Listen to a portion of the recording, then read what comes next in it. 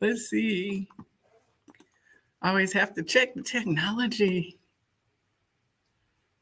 Oh, I was not yet live, but I am now.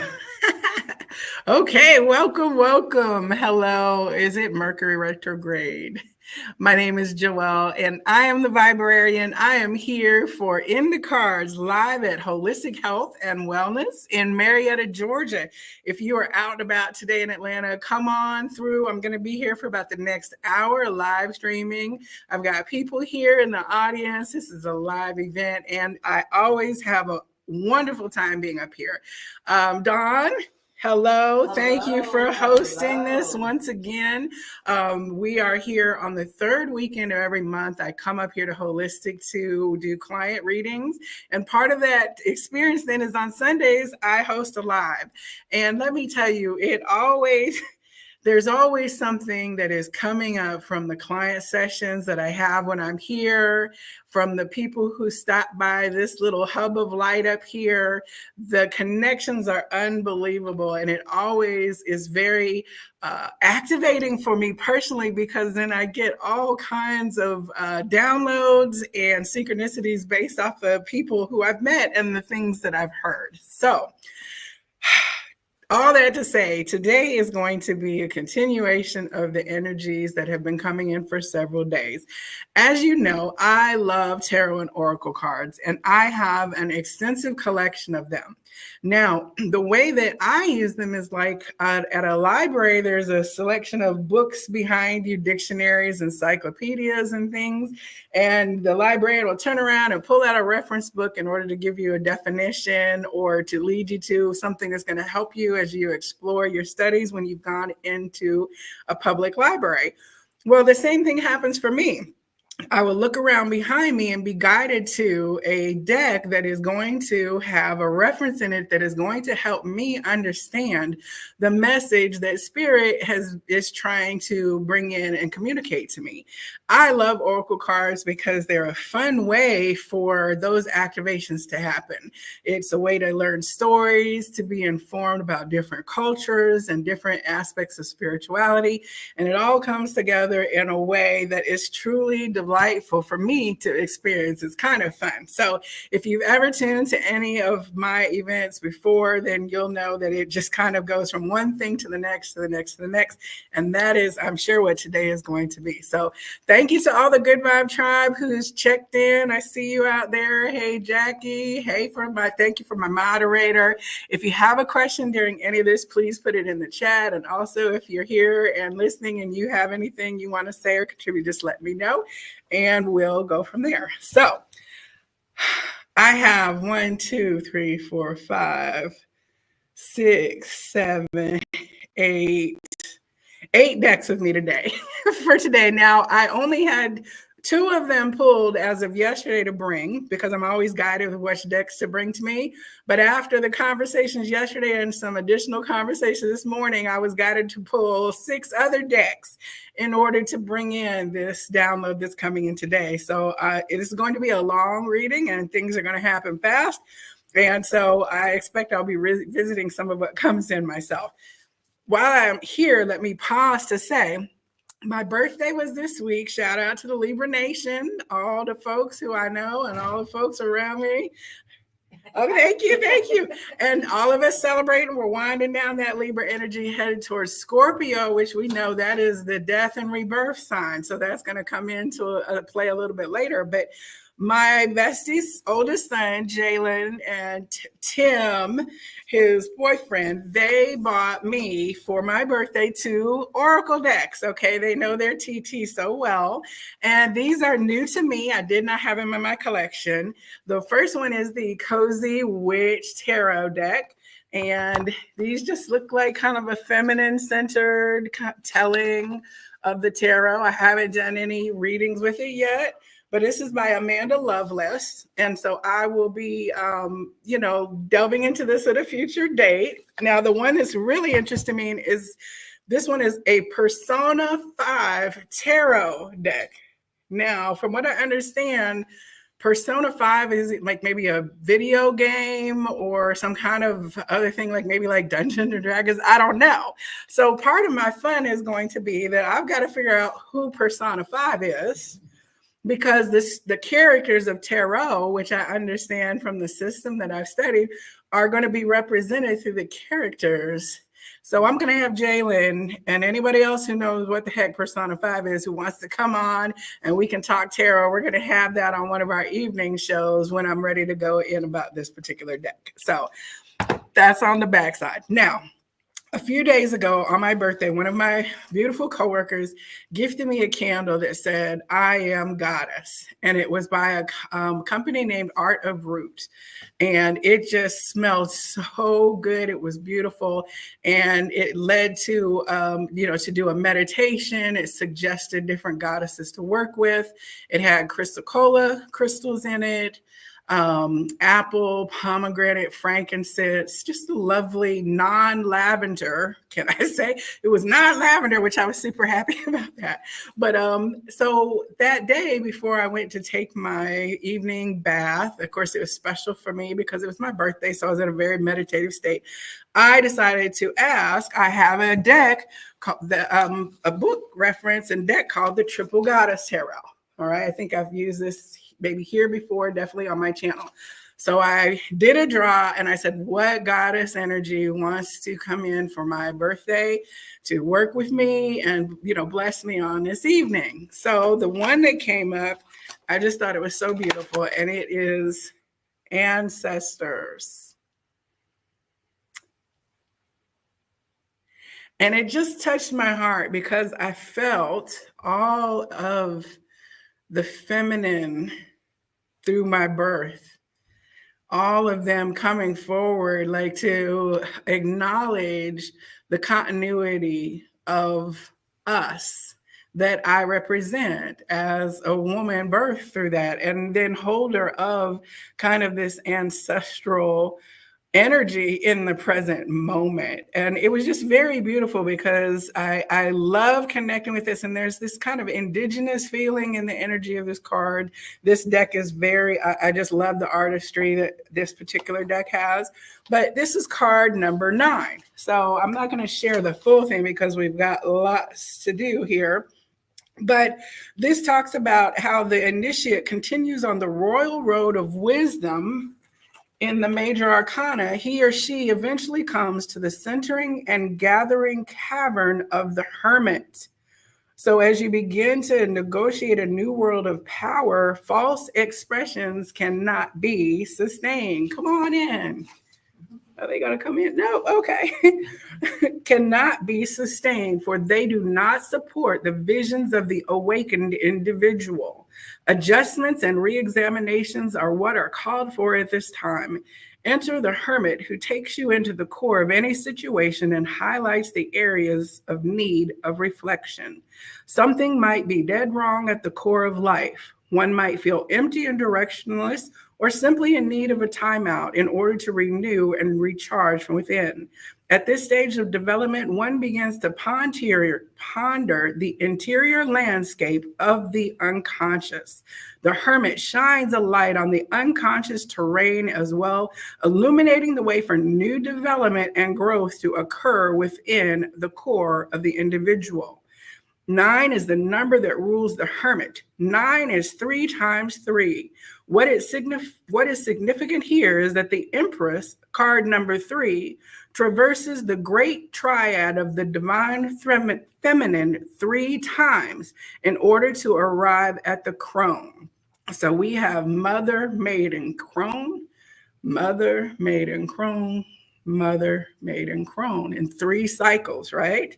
And as we emerge from that, it is the point when the individual begins to prepare for the unconscious rebirth or re-entry into life at a new level of wisdom and service. Pictured is the wizened woman, she who has found her center in the core of existence. Arms open, palms facing the earth, she monitors the energetic vortexes that emanate from the depths. Her garment is the color of the root chakra, passion red, indicating her deep connection to the earth. Her body glows within the ruby red womb of Mother Earth. Her cave or inner space is surrounded with the symbols of ancestry, such as the Egyptian Ankh, a symbol for a hand mirror, as well as for life. The snake, a symbol of eternal life and transformation. The sun, representing the conscious light of humanity, and various animal totems. Her head is adorned with a mane of soft white hair. She represents the maturation of consciousness that only time, patience, experience, and endurance can provide. This point of initiation entails sustained meditation, contemplation, and quiet reflection, out of which come revelation and insight. The word revelation derives from revelatio, meaning to draw back the veil. The wise woman crone archetype is often depicted with a veil representing the hidden worlds of ancient truth carried within her vessel of life. In our busy world, it is difficult to find time to slow down and experience the tranquility that can facilitate one's inward journey. However, at this stage of purification and growth, it is of the utmost importance to draw one's boundaries with care. The essential journey into the recesses of the unconsciousness facilitates the inner knowledge that will lay the foundation of an enlightened future. All right. This was super wonderful to hear then, and it's even better to hear now, right? Because of moving through the experience of acknowledging the changes that need to happen just for ourselves personally. You know, as we approach birthdays or any kind of mile marker, we have opportunity to look at who we were and then to shape and refocus ourselves as we continue then our evolution. And as a woman in her 50s, I love being in my 50s. Can I get a shout out from anyone in the 50s? Okay, yes, it's great. It's freedom, right? There's a freedom of 50. And it's a freedom from ourselves. Like, we've really released ourselves from our own expectations over a period of time purposely, right? So I love the crone idea. And as a woman who's been graying since the age of 13, I was always told that gray hair meant wisdom. But I didn't, hey, hello, moderator. Hello, everyone. You know, I didn't embrace the wisdom part because I knew at 13 and 18 and things, I was just prematurely gray. Now, I'm adopted, so I don't know if it comes from my family, but people would always ask, do you get that from your mother? Yeah, I don't know. But then here I have this wonderful affirming picture of a gray hair crone, and like the universal mother steps forward to say, yes, right, it does run in your family. And it wasn't until later in my life when I went on the metaphysical part of the journey that I began to recognize the old soul energy, which is what I believe the premature gray, as we call it premature, that is an indication of soul age. And that is why we're seeing so many people in their 40s and 50s now who are pure white, pure gray, early silver. Like, it's a thing now. It's not unusual.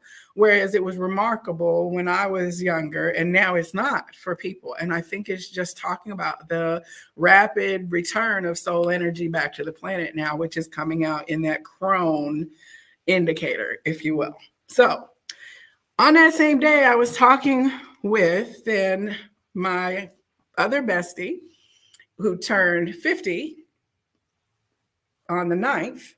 I have like 5 friends that are all 3 weeks apart in Libra season. So we all dialed in together to bring balancing energy to each other and the planet, clearly, because our whole cluster is very much together on the ascension path.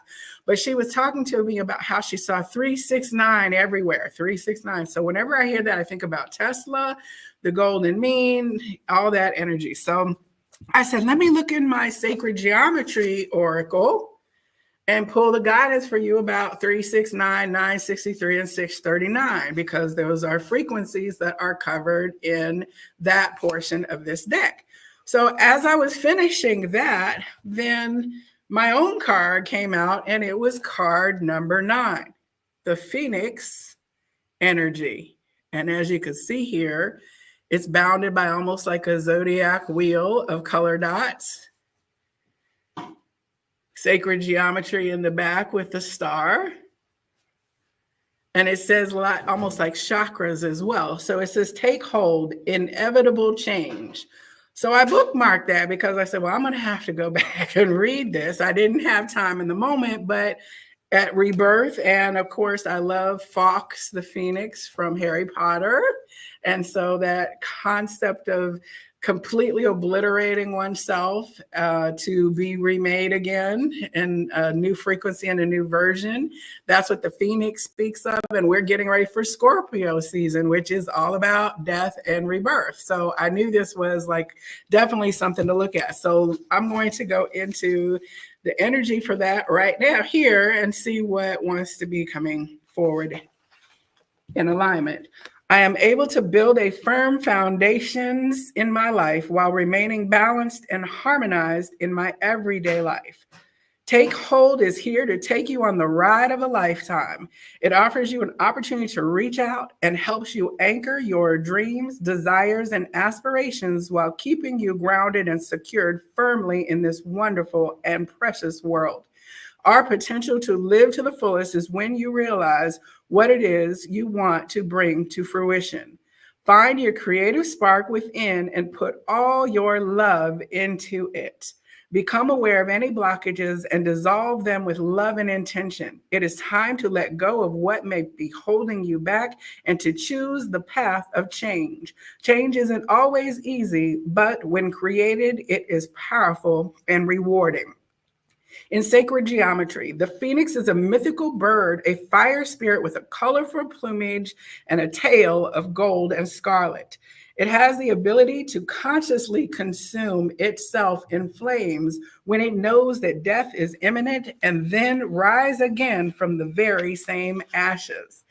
Now, you know, Atlanta's motto is resurgence, and it is the phoenix rising, right? So there is a teaching that I've heard that Atlanta is Atlantis, and this is the return of the Atlantean energy, and that is one reason why the Hollywood Matrix has tried to shift here to leash that energy, to use the powerful portal for the goals of that structure. But it's also why so many light workers and why so many movements such as the civil rights movement came out of Atlanta and the things that were here. So it's about restoring justice and Atlantean balance and principles. So as the phoenix rises from the ashes, it takes hold of the essence of its whole being, bringing through with it the remnants of his past. Okay, I see where this is going now. The phoenix is a representation of our being. We all have a path to follow once we choose to walk the earth's plane. But the method we use to go to where we are supposed to be going is a matter of choice. We can choose to walk a path of light, understanding, and growth, or go down a path that is dreary and dark and one that contains addiction and destruction. The platonic solid of the cube or hexahedron, that's in the background there, is a symbol of our self being firmly grounded and anchored to the earth's plane, while the dodecahedron is our connection to the spirit and the all. This creates a balance of energy and harmony as we reach for our goals. Phoenix is here to show us that throughout life, transformation is inevitable. To truly gain a full life here on earth, we must awaken ourselves on a conscious level that allows us to see the depths of the layers of not only our soul, but that of our surroundings. We are all given choice and free will when we birth through our soul star to create the lives we want to live before we encounter the inevitability of death.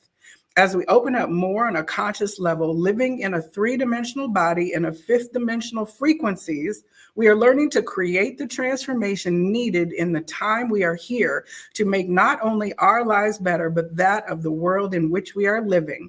We are able to see our unlimited potential. This card numerology is noted as number 4, and the crystal suggestions are garnet, mangano calcite. Have you heard of mangano calcite? Do you have any? I do. Pink calcite. Oh, it's pink. Mangano is pink. Oh, okay. I love pink calcite. It must be soft. Oh, okay. Like the Caribbean calcite is kind of a soft blue. A UV reactor. Okay. Hello, everyone in the chat. Thank you for tuning up. Okay. Mangano calcite, Tiffany stone, Do you have any Tiffany stone? Okay, Shiva Lingam and Golden Appetite. I know you have Shiva Lingams over there. Yep. Okay, the animal medicine is the phoenix. The essences are spider, wolf, and condor medicine. Now, how often in 2 days, Dawn, do you hear the word condor? Yeah. Can you come share why condo, or just from where you are, from where you are? I hope you all can hear her. So we were talking about the condor. We actually saw the condor in Morocco, so we were talking about that. And then the expectation of seeing it in Peru when we visit Peru later this week. Just yesterday, yes. Like the condor, the wingspan is like what the largest bird wingspan, I think, on the planet. So being able to be in different countries and see and talk about this condor, and then condor medicine comes up. It's very, very interesting. And of course, spider medicine came up all day yesterday because so there's lots of synchronicities, starting from a young customer's child who was here with multiple layers of Spider-Man clothes on, to a beautiful sister who came in. I am going to share information about their readings without any names, but it's energy that is part of this reading here today. So Don suggested that I sit with this gentleman yesterday. And as he sat down with me, he said, you know what? One of the things I wish I could do is get back connected with my grandmother. I remember when I was little, she used to talk to me, and she was a lady who knew how to go out in the woods and how to make herbs and do healing and stuff. And he said, I didn't know what I was hearing at the time, but I wish I could go back. Now, I understood that like his grandmother was probably around and that he was going to get his soul's ask, because he brought it up to me out of the blue, right? So that's what happens, is spirit nudges us to kind of say things, and it's for the hearing of others so that they can activate to us and maybe share a story. So as he's telling me that, I thought, okay, we can bring back those lost things just by, even asking. Like, one of the things I cherish is my grandmother's pie crust recipe. I have the recipe card for it, right? But the thing I cherish most is the time with her when she showed me it when I was 18 or 19, when I asked for it, and that giggling and laughing that she had about, I don't know about the recipe, I just do, that kind of feeling was evoked in me. So I felt definitely the ancestor presence. Now, what happened during his reading, he is dealing with an intensely challenging personal health issue, the kind that is just really gut-wrenching when you think about the things that the human body can be placed through in terms of disease states due to being incarnated form. So what I receive is that this teaching that the soul, being the eternal being, experiencing all there is, when this particular incarnational consciousness, if you will say, dies or ceases, the soul still experiences all of it as joy. Like, it was ugly, it was messy, it was painful, it was traumatic, it was hard. Can I do it again? Right? Oh my goodness. That kind of feeling that it's all worth it just to have had that struggling breath, even for a moment, right? And the card that he got was the energy of transmutation, which is taking something from a form and increasing its vibration or frequency. In alchemy, that was taking the mundane and turning it to the precious. Like, so we are taking that experience of being a human and transmuting it to the frequency of improving our overall incarnation going forward. And by that, I mean, if I have been one of the souls that experienced dying violently in war, and I know what it was like then to bleed out in the jungles of Vietnam, or on the shores of Iwo Jima, or on the continent shores of Africa during the struggles. Like, if I know what it's like to sacrifice one's body as a soul, then if I can do anything later, if I get another chance to not end up in a war where this happens, then I'm going to say, you know what? Been there, done that, I got the stamp on the passport. So we don't have to do that again. So through evolution, we as collective souls are choosing higher and higher versions of created reality as we're cycling ourselves out of those densities where aggression and polarity and duality are being wrestled with. We have an opportunity to hold a vision where there's not the wrestling needed. We don't need to learn through wrestling anymore. We can choose that. And of course, there are souls who will continue to choose to experience the wrestling, but maybe it will be on different planets or in different aspects, or they'll incarnate on something that we call a past timeline, but it's really happening all at once. But they'll get to experience maybe World War II as a soldier, and by appearing back on that on that expression. So we're always like moving forward and back into all of the potentials that creation is doing through each one of us individually. And the quicker we're realizing that what I do to you, I do to me. You know, the law of correspondence, the law of karma, energy is neither created nor destroyed. So let's all improve our energy together. That kind of expression is what we're coming into greater and greater awareness now. That's part of that moving from behind the veil of things that have been operating for us. So it's like the ancestor energies are coming forward to assist us with present work in order to let's keep this moving fast. Let's go, let's get it. We did that. We want better for our children. We want better for our children's children, right? So the card that he actually got in this drawing was Hero's Journey. The hero's journey. All right. So the hero's journey is the great archetype story that says we start out and we go forth into the world to find our fame and fortune. It's the typical plot. Like we always see the setup in the movies.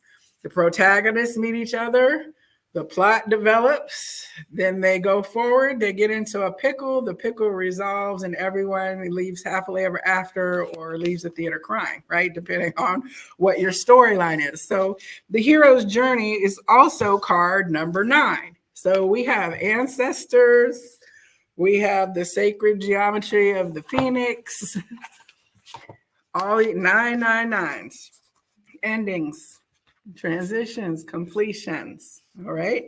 So the hero's journey, descending into the temple. Abrahamic schools of spiritual thought have a lot of similarities. One of them is the concept of the journey or the quest. In Islam, al-Isra wal Miraj, or the night journey, refers to the transformational trip made by Muhammad in both body and spirit. He was said to have traveled from Mecca to the Temple Mount in Jerusalem before ascending into heaven to receive instructions of prayer with which to return to earth. An adventure from one reality to another and back again in one night. This is a hero's journey. This is the origin story of great illumination. As we seek wonder, we may discover that the things we have survived have become lessons. The pain becomes holy wisdom. What experiences in your life have transformed the person you are? What pain can be translated into holy wisdom by viewing the experience not just as part of your life, but as part of your quest? Where might you be getting divine guidance? Okay. Sitting in a social circle just a couple weeks ago, a gentleman posed a question. Would you go back and fix your mistakes, or would you take $50 million? And the universal response from the rest of us in the circle was, I'm not going back to change anything. You're laughing, right? Because like I chose what I chose, right? I received the medicine, the lesson, like, okay, there's no wrong. It wasn't wrong. And you know the law of unintended consequences. We've all seen that story. I think as kids, I think we had to read the story about little boy wanted to hit the home run and he struck out. And so he made a wish that he could do it. And when he hit the home run, the ball went out of the stadium and landed on a car that swerved and killed a little girl. Right. So it's like the law of unintended, like you don't know where it would have ended up. And I trust the self that I was, even if I was young and dumb. I trust that 20-year-old version of me still that made those decisions. And I love who I am now. So can I get that $50 million now, sir? Okay, that's my answer to the question. So interestingly, in that reading, his wife came in afterwards. And so she had a brooch on with spiders on it, with black spiders. And all this information started coming through because the little Spider-Man boy had been here. And of course, I think 2 months ago, Don and I had been talking about spiders and stuff like that. So when we were in Detroit for the birthday celebration, there were little spiders, little baby spiders. It was fall spider season. So we were having to contend with the spiders and stuff. And the client yesterday said he's been dusting them off the rafters. And they make the kind that they're getting up in their mountain home are these that make these intricate, beautiful webs. He said they're the most beautiful thing you would see, but they're super sticky and strong. So you don't want to walk into one because you won't be able to, get it off you. But just as he was talking, about the interconnectedness of these beautiful web structures that are existing. And here we have him and his wife in the store sharing stories and having readings, and that nothing exists in isolation, as you will soon see. So her guidance came in as fierce compassion.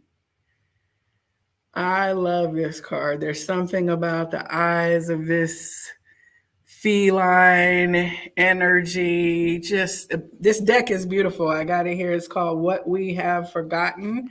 And it's just beautiful, beautiful. I love the art on this, Don. I'm so glad I got it. I think I got it last month. I haven't been using it very long.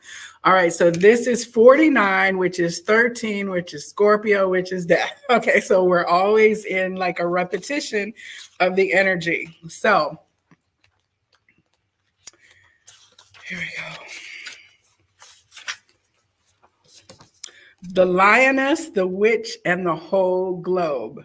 Now, if you're not a reader, then you don't know that that's a play on the words the lion, the witch, and the wardrobe, which is a classic fiction that's been made into movies. So that was interesting. But it says Sekhmet is the lion-headed warrior goddess of Egypt. She is known as the mistress of the dead and lady of slaughter, great one of magic. She is goddess of war and healing. Mythology says that she was sent to destroy humanity, but instead was given a drink and ascended to her healing aspect, Hathor. Sekhmet is the duality of the fierce lioness, or the whip, and the healer, the wand. She teaches us we can harness our rage into purposeful action and fierce compassion. We can return to balance in our consciousness. We can be done with violence and war because the divine intervention that was written about in so many scriptures has always been us. We are the superheroes we've been waiting for. To quote activist Valerie Carr, the aim of divine rage is not vengeance, but to reorder the world. It is precise and purposeful, like the focused fury projected into the world from the forehead of the goddess. It points us to the humanity of even those we are fighting. Where can you offer yourself fierce compassion? Are there any aspects of your life where you no longer need to vibrate in anger or be at war? Are there places or traumas where you can find fierce compassion, ferocious even, and transmute it into healing and service? I can resonate with this so much because all I have to do is tap into the mainstream narrative for more than 5 minutes, and anger, rage, indignation at injustice, the images that are shown to me, and feeling helpless to do anything but observe it and take the energy of my frequency, right? So learning to channel that fierce compassion to where then I operate in absolute peace with everyone I meet as my way of influencing the larger macro situation that we're seeing unfolded. I'm operating on a one-to-one, and that's really all I could do. And I had to let go and be compassionate towards my own self, to let go of all that I wanted to hold on behalf of all the downtrodden in society and all that. So this was beautiful energy. Now, later in the day, one of the gentlemen who was talking about the condor, Brother Justin, came in and he was sharing about his journey, his travels, all the places he had been, and was getting ready to tap into past life energy. So I was sending him some information about the guidance and things that I've had with my past life experiences, my own readings, and some information that I've had. I'll put in the link below after this is over, my episodes of the Viberarian show where we talked about past lives and reincarnation with a couple hypnotherapists and shamans. And then, of course, I've got the recording of my past life that I had with a shaman lady named Paula. I've got excerpts of that also on my channel. So I'll make sure that I link those in below. But so I was sending him downloads and I was like, you know, you're sharing so much information with me. As I'm sharing information with you, I want to ask, what is the purpose of the facts that are coming forward between the two of us? I'm going to draw a couple cards. So that was a couple hours ago. Now, the first card that came out was past lives. Okay. And then the second card that came out was health and healing. And if you see here, it's an herb, mortal and pestle. Now, he does not know the client who was here yesterday. Their paths did not cross in physicalness. How is he to know that, except through the intersection of us touching here and sharing information, to find out that, oh, the conversation of the day, the soul's, the hero's journey. I mean, when you look at these too, yes, we're going through these doorways, these portals over and over again, right? And then to have this come up, the gentleman who said he wanted his grandmother to connect before his wife left, she said, you know what? I've been wanting to do something. I'd really like to learn about herbs and stuff so I could do healing. Now, she didn't know that her husband had just said he wanted to connect with his grandmother more for herbs and healing. So I told the two of them, like, the both of you want herbs. She was like, so this is something we can do together. Yes, you can do. Clearly, your ancestors, his grandmama, or whatever, whoever came forward for this to be made aware to the two of you. And then this gentleman who I pulled his card for today, he is a tea crafter who made healing teas that I've ingested myself before because Don gifted me some, and they brought calmness and sleep. It was for being able to have easy sleep and deep dreams, right? So he's an herbalist from his own knowledge that he's bringing in, his own craft. And here they just were ships just passing, but they didn't pass now unknown. We also now know we're here at a place that's health and wellness. And this is health and healing. We're in this place like right now. So I want to see what these two cards share with us.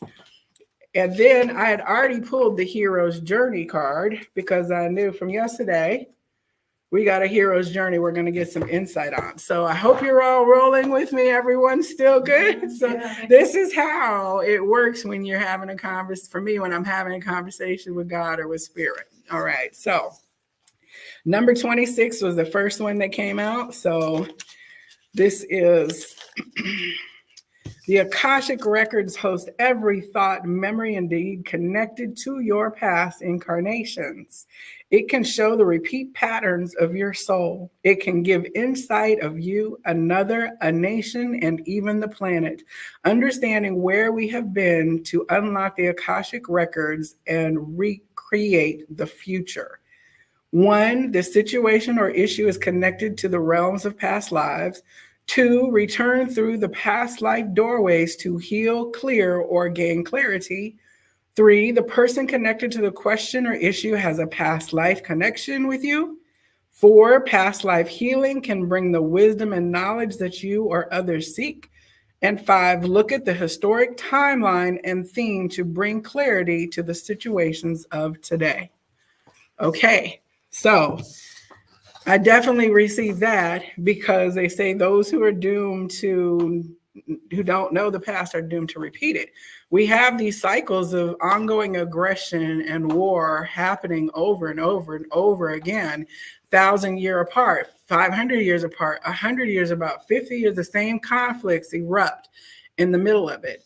And a lot of it is the human territorial divisions that have been enforced in the structure. When it gets beyond it, we see, like through the hurricanes and disasters, people are not asking someone if they're the same faith as them or the same race as them before they're going to say, do y'all have power? Do you need water? Right? Can we bring you some food? Like those kind of division things, but we shouldn't need a disaster response. We shouldn't need this alien invasion, quote unquote, of the planet to help us realize there's nothing different. We're all humans versus them. Like we should be able to enter that a little bit differently. So health and healing, of course, like the medicine that we are, like mortar and pestle compounding, like that's how they used to make things tailored to you.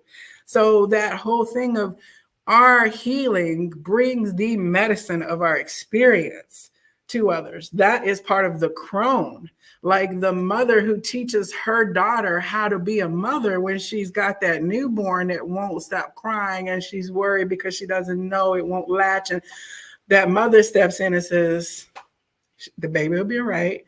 You go take a nap. I got this baby, right? Like the father steps in and said, like, so the wisdom of that steps forward to bring up the healing that we have been doing as a bloodline, as a family, as a society. So let's see here. Number 17, health and healing.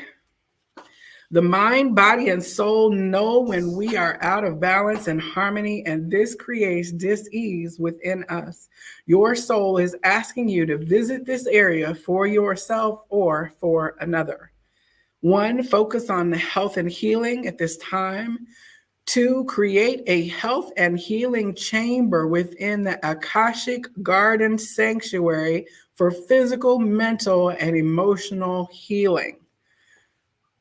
That's nothing different than what it just said. Like go into your meditation space, put yourself in whatever your garden needs to look like, whatever flowers you like, make it so and indicate that that is where you're going to receive what should come to you through the Akashic records. It's very, very straightforward. We're really doing so much more powerful work than what we think when we're in that.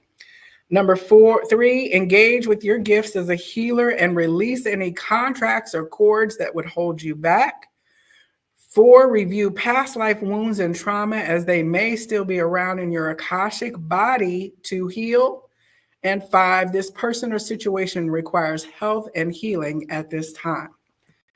Okay, one of the things that Paula the shaman taught me is that sometimes when the body experiences deep trauma, such as a broken bone or a shattered pelvis, as my moderator experienced, or another friend of mine experienced getting shot, right? But she had a past lifetime where her hands had been cut off for painting art that was not appropriate.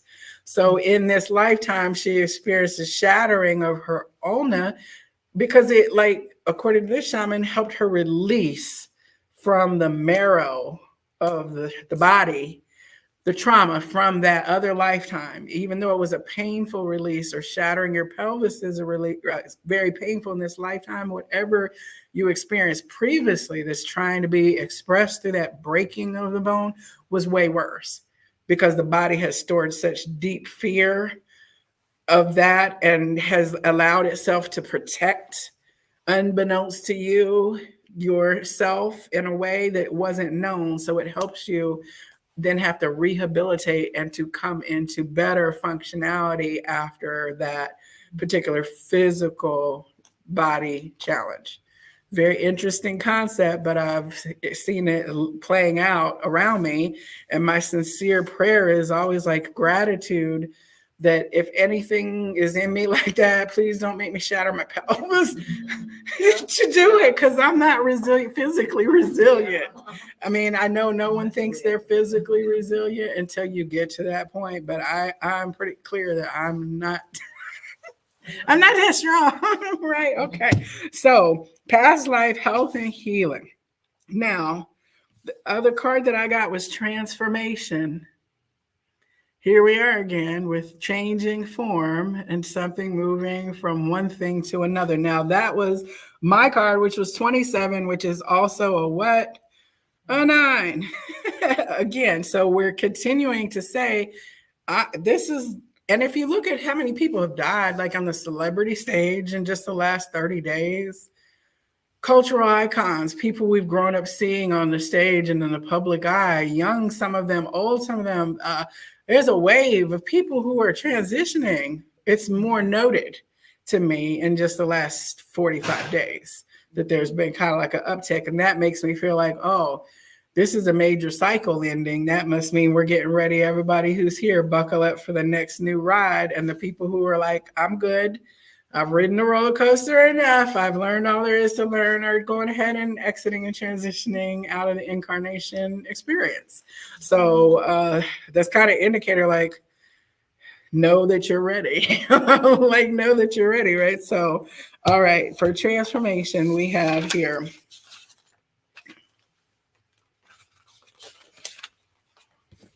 new forms.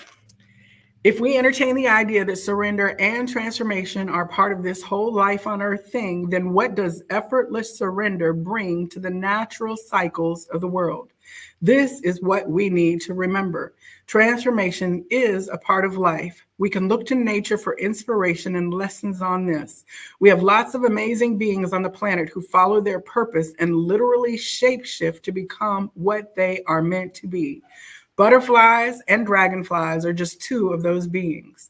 The butterfly goes through a transformation without much ease or grace. They begin as caterpillars, and to reach their final form as butterflies, they have to go into a phase where they literally rip themselves apart to be able to fly. Dragonflies have a little more ease and a lot more grace because they get to choose. They begin as water bugs, then go through a nymph stage. Thank you. Nymph stage where they can seemingly shapeshift from one part of their evolution to another, even skipping parts and going straight from one phase into the next if it strikes them. This is nature's way of showing us that there's more than one way to grow. Sometimes we need to let go of parts of ourselves to become who we are meant to be. What kinds of transformation might you be undergoing? Is there a way for you to make it more gentle? Yes. Thank you for the gentleness of transformation. Okay. All right. Now, we're going to get the hero's journey next. Thank you, everyone who's still here in the chat. And I also want, before I do that, let me share with you the final cards that I got in the message with the wife yesterday were my creative power, for one.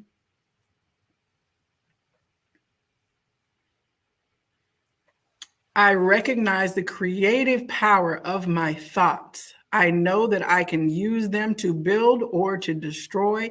Today, I choose to use my thoughts to create a universe filled with joy and harmony. I will maintain a positive attitude. I have the power to create love and peace. Ashe. All right. I reap what I sow. Hello. I am another you in Lakesh, as they say in mine. Today, I remember that all I think and all I do will come back to me in some way. I understand that I reap the fruits of what I sow, and I fill my life with thoughts and deeds of abundance, light, and love. I sow these seeds knowing I will harvest the greatest riches. And A gift from life. Now, this is the card that came in with another client who was there holding her son as she pulled this card. And it hit both of us, and we took a picture of it. I'll be sharing it on the holistic page later today. But it's this beautiful, nurturing, held in the arms of spirit, speaks of generations and ancestors, a gift from life. Each day, life offers me abundant proof that the universe loves me. Every day, God sends angels to help me. Today, I will receive an angelic message. It may come from someone with whom I speak or from words that I read. I will listen closely, as this message is a divine gift meant to help me make my way in love and maintain my spiritual strength. So we are given the knowledge and the awareness that we have this persistent support of our ancestral realms, of all of our evolution of consciousness here to support us as we hold space and dream forward the new world and the new way of being in love and light. Okay, so looking at our hero's journey here, we're headed in the home stretch. Let's see what guidance. This is a beautiful day by Kelly Sullivan Walden. Very dreamy artwork in this picture. So let's see where, Tonya, would you come pull this card for us? How is this speaking to you as a creative person? I know you've been doing a lot of new things that have been vibrantly aligning with here, contributing your creative energies, but like I know you're doing new things because I've seen your AI art. Yes. So like, like how is today's connecting for you? I'm gonna see which one. If you don't mind. Transformation card, the healing. Okay, the herb. This one. Mhm. I'm actually been studying aromatherapy 101. So I should be getting my certification this week. Okay. And so I've been playing. I've actually played with mortar and pestle this morning because I've been dehydrating orange peels and adding essential oils and making my own little smell goods. Oh, wonderful. Okay. So the next thing, what I'm very interested now is making, playing with essential oils and candles and and what else? Shea butter, I've been making body butter at home, just kind of making these new recipes. That's another way of my creative outlet lately. It's just, I don't know why, but that's where I've been going with. That's fun. It sounds fun. Like fun. You've been enjoying the play of it. Yeah. That's So nice. that was really neat to see that. I was actually, this is my mortar and pestle looks like this. It actually is this color. See, that's the beautiful part about it is like the synchronicities are so personal. Yeah. Like, wow, did this like really come? Yeah. Come up today, right? And so it's so interesting because I will say like technology and earth. Mm-hmm. You're doing both. Trying to There's no that, either or. You're like, yeah, I'm gonna mix herbs and I'm gonna work with digitization, right, and be happy. Both aspects of you. I'm assuming if you're like me, you developed a certain enjoyment of your first career over life, right? Like we acquire more mundane skills and we go out, we work in the world and we love it at a level. But when we go through awakening, then we start to like diverge into the softer woo-woo things. Yeah. And the fact that we can exist with both of them now and fully express and be compensated as a way of life from both places is really fun for me personally to be able to play in both. Mm-hmm. There's got to be a balance between what you've learned and then bring it into I do tarot cards too, so it's like it's all coming back together, Yes all right, here merging. We were talking about going quantum earlier. Like there is no barrier between selves as we incorporate and become more unified in our ownness. All right, here we go. Let's see the hero's journey.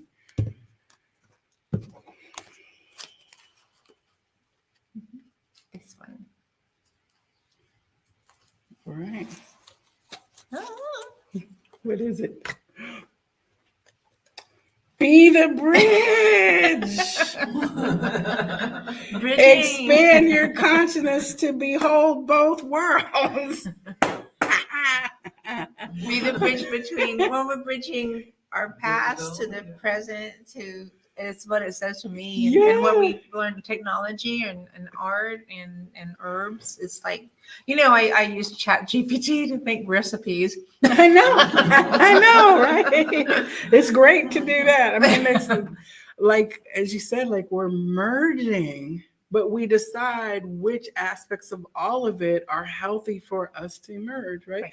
There are aspects of our past lives and our family patterns and that we actually consciously choose not to integrate. Then once we discover, we push them and heal them. Just like with the technology, like there's a disconnection from the self that can happen through technology with the humanness. Discern. Don't throw out either babies with the bathwaters. Use your new frequency and your new feelers to navigate your way successfully between that. Right? And also like a bridge over troubled waters, like the times that we are entering and the things that are happening, we all have an opportunity to be a beacon of light to another person who might be more in the storms aspect of what's happening as we deconstruct this old society. So we are here to bridge part of that as well. I'll let you hold this while I look it up to share the guidance, if you don't mind. And what that number was that? 51. Okay. 6, which is the 6 of balancing and giving and receiving, right? Again and again, some people in the crowd wake up. They have no ground in the crowd and they emerge according to broader laws. They carry strange customs with them and demand room for bold gestures. The future speaks ruthlessly through them. That is a quote by Rainier Maria Rilke. Now, the children who are coming in now, the people who are operating at different vibrational frequencies that we are calling neurodivergent, neurotypical, spectrum, all that kind of stuff, they're in the frequency and they are ruthlessly engaging us to change. Parents are changing how they parent to adapt to these children. Schools are changing how they educate to adapt to them. And the economy is adapting to these new kids who are like, I'm not going in the matrix at all. I'm going to be an independent digital content creator. I'm going to live in Thailand at age 21 and I'm never going.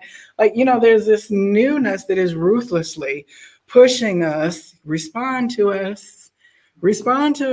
We're non-binary. We're gender fluid. We're asserting things that are challenging your structures. It is ruthlessly driving us forward. And your experience of that is the further away you are from that density, the more ruthless it is to you because you're in the tension of, I don't get this. I don't understand. They're just ruining, the young people are always ruining things for the old people in the narrative used to be. But now where we are, we're the generation that's not making it as ruthless. We're holding neutral space. We're dwelling in both places, the bridge between the boomers and the millennials and the whatever they are now. I don't even know what the term is, right? We are the bridge between those densities and we've healed the karma of clearing some patterns, parenting patterns, addiction patterns, empowerment patterns, abuse patterns. We've done a lot of work in the era of the people who are 40 to 70 years old. You know what I'm saying? So we are ruthlessly dominated we're going to address this because it's here for all of us to see now because we're connected, we're digital, there's no hiding famine, there's no hiding the effects of war, there's no hiding the traumas that are formed on people's bodies. It's all coming out. Hard to sit with. It's one thing to read it in a book in 5th grade and think that it's like such and such. It's another thing to see the archival pictures of the slaughters that we heard about in school. It changes how you decide to experience things once it gets real. All right. So The message, it may feel that no one understands you or that what you've gone through, but remember the higher self and everyone you interact with is rooting for your awakening. But will you stay awake or be lulled into sleepiness? You can't unsee the glory that you've seen. You can't unfeel the radiance you felt. You can't unlearn the higher truths now encoded within your soul. Though you may feel like a stranger in a strange land, it is up to you to stay alert and to turn awakened moments into minutes, hours, days, and a way of life. This is how you become a bridge from the special world to the ordinary world so that as many people as want to can cross over. In the dreams, if you're dreaming of a bridge, it symbolizes a no part of yourself gets left behind policy. So funny because that whole no Child Left Behind was that big educational reform movement, which was supposed to make sure that every child had an opportunity to learn. I think in some ways it kind of did the opposite in terms of what teachers talk about, but we're now moving into the real vibrational version of that, which says no aspect of myself, that person, that 20-year-old who made that decision that might have been challenging, I will not leave her behind by saying she made a mistake. I will honor her by incorporating her, and I will incorporate the self that was wounded, that chose from that place, in a healed place now, rather than shaming, judging, and whatever myself. The sooner I can do that for myself, then the sooner I can extend that same understanding and compassion and grace to others in the unity challenge, if that makes sense. Okay.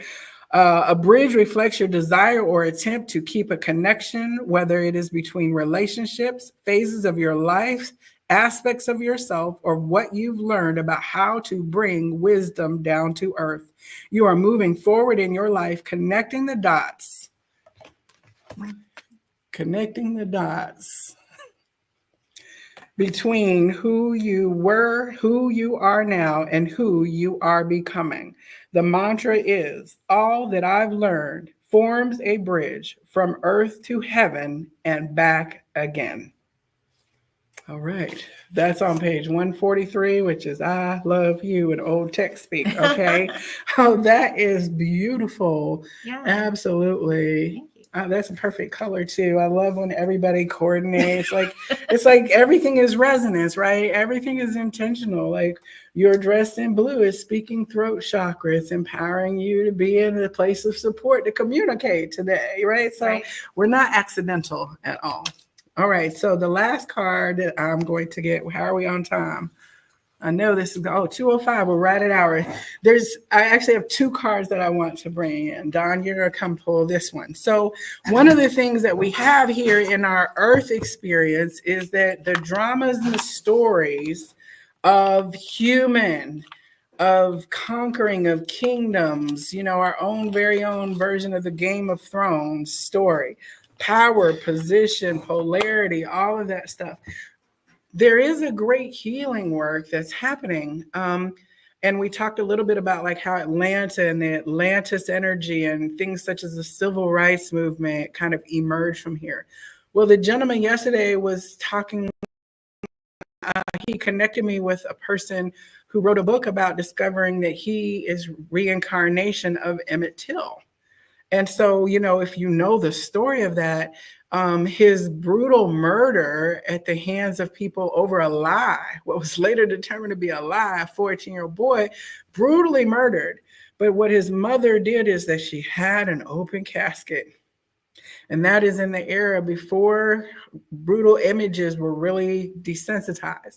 She wanted people to see what had happened to her baby, right? It was a hard thing that she chose to do, but it was necessary because it put a visceral response in all people, not just the Black people who saw themselves and their children, but in the society and the world that was looking to see what was happening in our society in terms of justice and disharmony. So if we are here to look at the continuity of the soul, we also have to step out of our racial idea that like, I've always been incarnated as a Black person. it's just that would be very narrow. There's so many things that we can be and reincarnated out that if the sooner we realize that I've been Native American, I've been Hindu, I've been Buddhist, I've lived in a caste system, I've done ancestral practice, like some aspect of my people existed before Christianity, before colonization. So the narrowness which we might choose to experience ourselves, it can have a purpose, because we might be here part of the people doing the whole civil rights and racial story of we got to understand that people aren't different because of their skin color.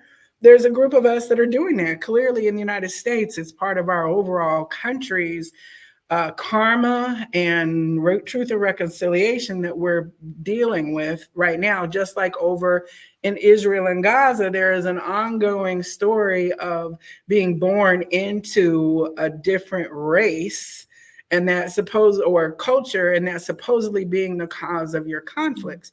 But when we look further, what race are Arcturians?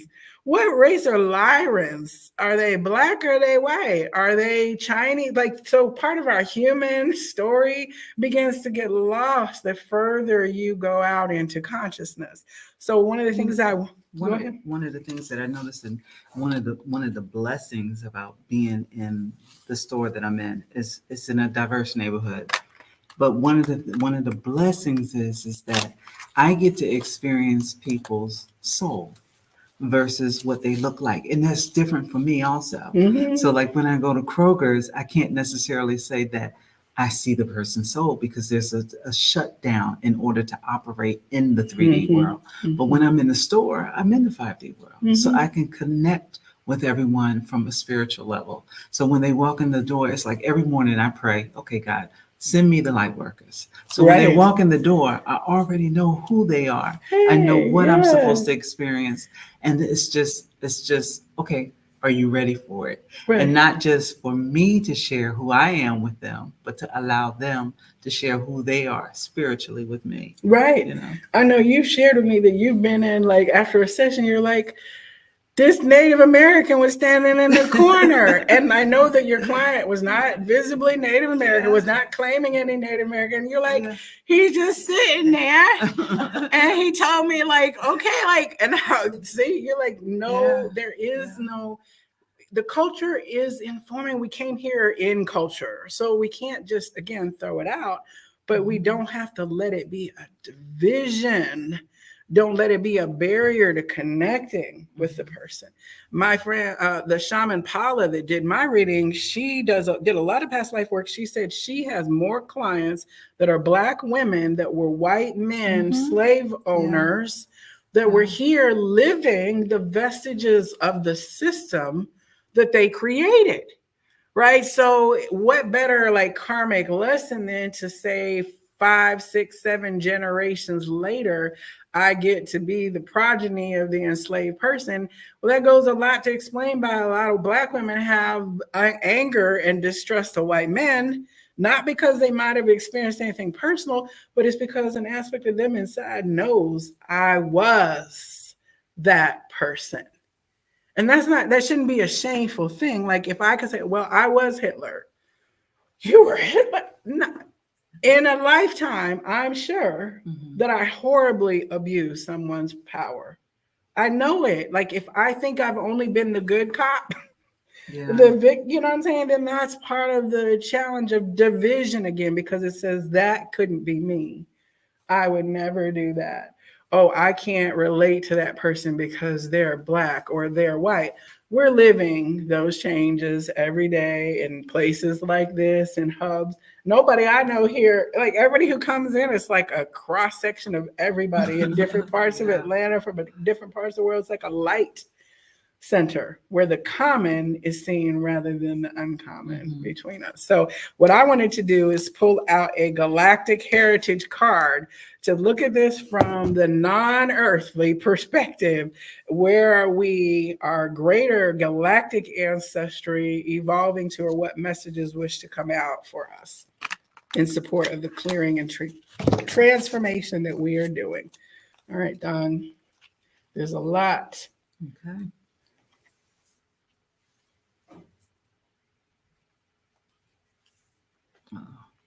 Oh, they're stuck in. Oh, I can't do that many. Okay.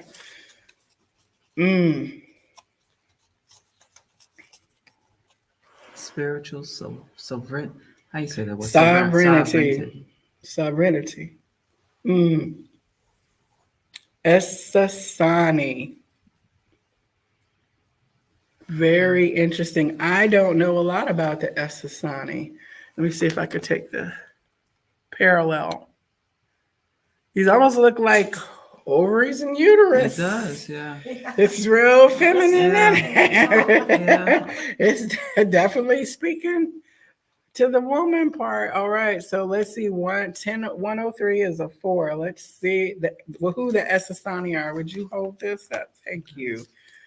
All right. So,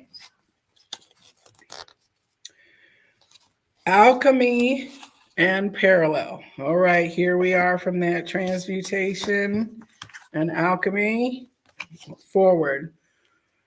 Reality is created through our conscious and unconscious thoughts, emotions, and intents. When they are aligned, we become the reality that we prefer as long as we are following our excitement, which represents the natural flow of the universe. This essential Essasani teaching is a process of alchemy, but it means that we must look at our self-sabotaging behaviors and confront our shadows, knowing ourselves fully. Only then can we come into full alignment with our true selves. This card means that it's time for you to take this step. Clean up unfinished business, be free, and embrace synchronicity.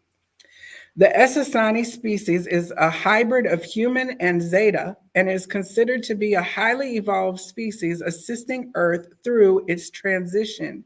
Deep within the Essasani collective memory lie the healed lessons of Zeta, Orion, and human species. Because these lessons were fully integrated, the outcome is a species of pristine consciousness capable of non-polarized thought and a catalyzing energy that propels others forward into their own process of integration. Alchemy is the process of using two seemingly opposite forces and bringing them together for a profound transformation, nearly magical in nature. This card also connects to the past lessons from Orion, which is card number 55, that were successfully integrated. If this card has come up, its meaning can vary. A likely interpretation is that there has been, or will be, or needs to be a shift in your life circumstances that comes in an unexpected way. Our minds often think change is predictable and happens according to a linear model, A plus B equals C. But everything we experience is the result of an alchemical process, an energetic mix of our thoughts, belief patterns, emotions, resistances, and so on. All of these variables create a powerful energetic soup that propels our trajectory. The Essasani are experts in harnessing those alchemical processes and shifting the trajectory towards awakening. Now it is essential to do the inner work necessary to understand the forces that affect how your reality is created. See yourself clearly, including your self-defeating habits and patterns, as a way to free yourself from limitations and illusions. That was a lot. Oh my goodness. Hold on one second. And I read the wrong card. Oh no. Wow. No. Well, maybe that was the one that I needed. Well, it clearly is. It is clear. Okay, so let's go into the parallel. Woo. Okay, because no accidents, right? Spiritual sovereignty is a place of complete balance. One walks in integrity and has completed unfinished business, confronted and owned the shadow, recognizes illusion, and knows the self intimately without judgment. Hello for that fierce compassion within. Okay. From here, the person becomes free to feel the flow of the universe that is called synchronicity. This is an essential Essasani teaching. Once you are firmly rooted in an open-hearted life based on integrity and synchronicity, you become a fully realized being. This is a roadmap to awakening for individuals and Earth as a whole. If you haven't already, it is time to begin the journey. Okay, I have to skip down because they repeat the same stuff. It says the concept of spiritual sovereignty is described well in the card text above, but it is often a difficult concept for the mind to grasp. The human tendency is to think that something out there will bring us liberation or awakening, such as a specific meditation or process or having the right guru. But unless we clearly see the false self and refuse to live as that illusion, true spiritual freedom will elude us. The Essassani have broken through all illusion and achieved their spiritual sovereignty, and this potential is possible for humans as well. If you pull this card, it most likely is acknowledging your potential to do this too. This is a message of gentle encouragement to continue forward and to do what is necessary to awaken beyond illusion. Conversely, this card may instead be a warning that your current path might not be leading you towards sovereignty, but towards further illusion. Be really truthful with yourself. Go deep within and open yourself to seeing what you need to see for your highest good. If you need assistance, call on the Essassani energy to guide you. Okay, we received both of those. Thank you. Okay. So the last card that we're going to get for today, this deck is super cool. It's the power to transform. And one of its little things is that it has 3D glasses. 3D glasses, because the cards are going to pop out because they've got cool art with them. Okay. So we're going to draw. I'll have both of you, each of you can have your own card from this and have that. Now, while I'm doing that, I wanted to let you know that there were other decks that I didn't get to. But if this kind of download is of interest to you, to go through your personal layered, I don't know if you want to call it a regression, progression, what wants to come through in terms of past life and something like this, please reach out. The contact information will be below. We have this kind of service available here. It's going to take a good hour for you to get a reading like this, and we can certainly record it, but please reach out to the shop and we'll get information about that as well for you. I love doing this. It's very interesting because we're so fascinating when we go forward and back into everything. So let's see here what we have for the final message of the power of this transformation that we are doing. All right. Okay. Let me get my cut in here. Those are huge. They are huge. They're beautiful too. I got these in Sedona.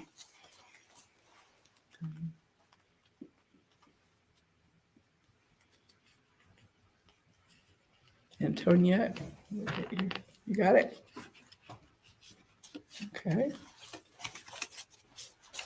Hold on. Okay.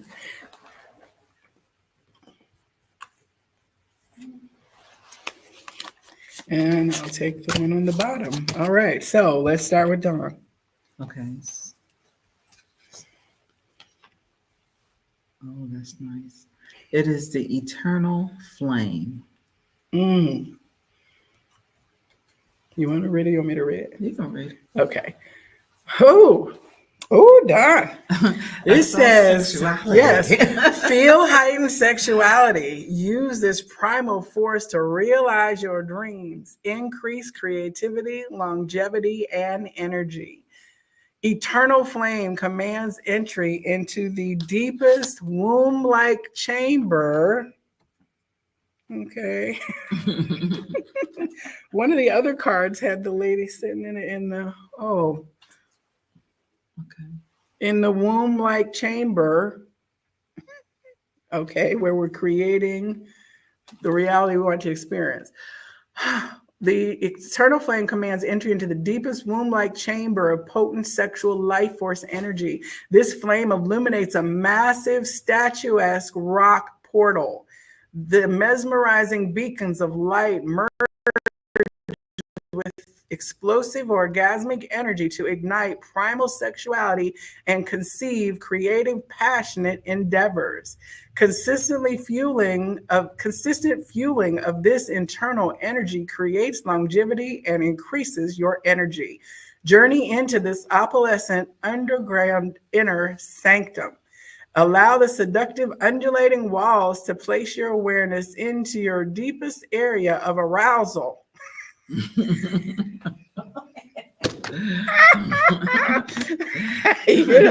and with that, it's not over yet. Next. Okay. With wild abandon, feel the orgasmic energy ignite your desire. Allow this arousal to build and increase life force energy. Combine this primal fire with the radiating light beams. Direct this heated momentum into personal realization of the highest magnitude. If you have drawn this card, you are being called to feel primal sexual passion and use it as a catalyst to manifest your life's mission. Okay. Have fun. Thank you. Okay. This is so interesting, though. That's very, very interesting. Because Scorpio is also the sacral. Yeah, Scorpio is creation. You create and birth over and over again. So what did you do? Ooh, reach for the stars. That's beautiful. Here, did you? Oh, neat. Yeah. Okay, this one says, watch for the window of opportunity, seize the moment, and take action. Reach for the stars inspires each of us to attain our highest potential. Each star represents an inspiration waiting for manifestation. The messengers show the way to your window of opportunity. Trust yourself, bring in new energy, play, laugh, and share your light with others. Visualize this magical mountain canyon setting with stars descending from the heavens, passing through the portal. Sit on the edge of this beautiful pond. Notice the waterfall cascading into the crystal clear pool. Play at the water's edge and watch the ripples reflecting luminescent light to you. Sense the iridescent fairies in the pond calling you to seize this magical moment. This is the window of opportunity you have been waiting for. Seize this moment. Jump into the water, swim in the waterfall, and feel its cleansing power. This initiation is preparing you to take action to reach for the stars and manifest your dream. If you have drawn this card, you're being called to watch for your guides to direct you towards your window of greatest opportunity. Prepare and begin your step-by-step process towards your goal. Ooh, that's beautiful. Okay. I'm going to have to get a picture of you with that too afterwards. Okay. So the last one that we got was this was heart trellis. Beautiful. It says, feel your heart's desire. Draw in the light and circulate it throughout your body. Use passion combined with the light to bring your goals to fruition. Heart trellis invites us to enter the heart-shaped portal of roses to experience the most direct route to receiving healing light. As we pursue our dreams with heartfelt passion, we maximize our potential for abundance. Enter into this floral paradise. Stroll along the pathway and smell the fragrant roses. Feel their energy draw you into the vortex as you spiral deeper toward the brilliant light. Vigorously rub your hands together and increase the magnetic charge. Place your hands over your heart without touching your body and visualize your heart's desire. With passion, envision your dreams bringing you exhilaration and joy. Again, rub your hands together and put your left receptive hand on top of your head. Draw the light into your crown and experience this healing energy circulate throughout your body and out the right hand held in front of your heart with the palm facing outward. This completes the circuit. Feel the light rays emanating from your heart and hands as they energize all your endeavors. Ooh. I don't need to just right now. My crown is already like, woo. Okay, so it says, if you have drawn this card, you are being asked to lead with your heart, send passion to what you love, and experience the most direct route to receiving healing light. I received that. Oh, I'm matching mine too. Okay. Okay, this is beautiful. So that is the key, right? Feel it, bring it down, ask for divine light to empower you so that your heart-centered service goes out into the world. Your gift will increase that. We're built for this. Something in you is made to bring the elevation up, and it takes your elevation first. So do that which you love. All this today is exactly what I love. So thank you for being here today for another episode of In the Cards. Again, if you are in town, in the northwest side of town, or Tennessee, as we like to call it, from the south side of town, come up to Marietta here.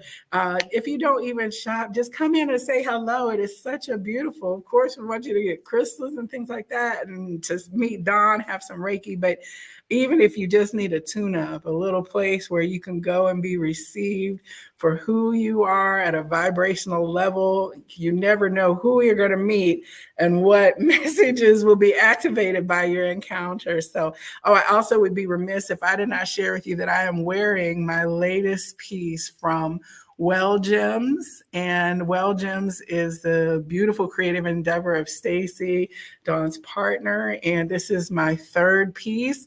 I purchased a rough aquamarine, this tumbled aquamarine, and I thought to myself, ooh, I could get something done with it since she does custom wraps. So I asked her to create whatever she could, and this is what she came out with. I'm not able to, can you take it off now? Let me see if I can get it off here. So if I could show you a better picture of it, Kitty, thank you. I know you have one too. This is like my third piece, and I have to say this is just exquisite. One of the things about this stone was it is a very unique shape, like an octagon. I don't know what hedron that was. So I was concerned that, thank you, that she may not be able to have done it, but she did beautifully. I wish that the blue, that you could see how gorgeous this particular stone is, but it's the most perfect. And aquamarine, of course, is very supportive of bringing forward consciousness from the Akashic records and through my channel and galactic portal. So it's very perfect. So when you're up here, you can learn how to wire wrap, you can buy crystals, you can get all your old timey ancestral DNA activated. So thank you so much. I'll be back next one. Oh, is there a website for Well Gems? Yes. Is it just wellgems.com? Is it 2 L's or 1? 1. Wellgems.com. Thank you, moderator. If you could write in there, hey, my cousin is here. Oh, yeah. And the Instagram page for Well Gems came up. Okay, yes. Oh, and Tanya says, beautiful, Dawn. And they're talking about blushing during the sacral chakra reading. Yes. And so it's Stacy with Well Gems, and she will take your crystals and be able to make beautiful things out of them. And there's a class coming up for wire wrap. Class on November 10th for wire wraps. Okay. All right. November 10th coming up. So I will see you all next month. Please tune into my channel because I am going to, I'm sure, get some more follow-up messages in the coming days. If you are doing ancestral work and are doing some reconciliation, please reach out. So ashe and namaste, everyone. Enjoy the rest of your day.